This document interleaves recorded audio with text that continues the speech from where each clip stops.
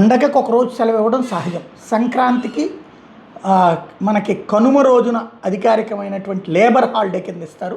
సంక్రాంతి ఇట్లా 2 రోజులు ఇస్తుంటారు. దీపావళికి నరక చతుర్దశి దీపావళి ఉన్న ఒక రోజే ఇస్తారు. దసరాకి ఒక రోజున ఇస్తారు, విజయదశమి రోజునే. మామూలుగా నవరాత్రులు ఉంటాయి, అట్లాగా లెక్క ఉంటుంది సెలవులకి. బట్ బక్రీద్కి బెంగాల్లో మమతా బెనర్జీ ప్రభుత్వం గత 10-11 ఏళ్ల నుంచి కూడా 15 ఏళ్ల నుంచి అనుకోవాలేమో 2 రోజులు సెలవిస్తుందట.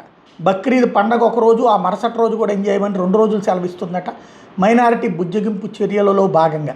అయితే బీజేపీ గవర్నమెంట్ ఇప్పుడు ఒక రోజు మాత్రమే సెలవుని ప్రకటించింది. 28 మే 28వ తారీఖున సెలవు ప్రకటించింది. 2 రోజుల సెలవు దినాలు ఇవ్వబోమని తేల్చి చెప్పింది. తద్వారా మమతా బెనర్జీ చేసినటువంటి బుజ్జగింపు చర్యలు ఒక్కోటి పక్కకెళ్తోంది. ఇది ముస్లిములలో సంతోషాన్ని ఇస్తుందా, సమర్థతనిస్తుందా, విసిగిస్తుందా, వ్యతిరేకమవుతారా అన్నటువంటిది చూడాల్సి ఉంది.